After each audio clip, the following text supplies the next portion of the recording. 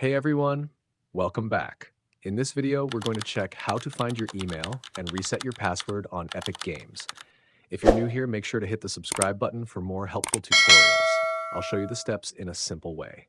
Let's get started. Step 1. Go to epicgames.com. If you're already signed in, click on your profile icon at the top right, then click on Account. Here, you'll see the email address linked to your Epic Games account.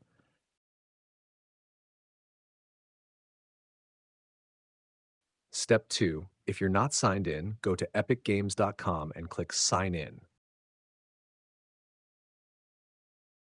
Select the option you used when creating your account, for example, Google, PlayStation, Xbox, or email.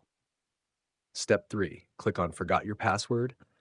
Now enter your username or email address. If you're not sure which one, check your email inboxes to find out which email you used for Epic Games. Step 4. Epic Games will send you a reset link. Open the email, click the link, and create a new password. That's it. You've now recovered your email and password. If this video helped you, give it a like and subscribe for more quick tips. Thanks for watching.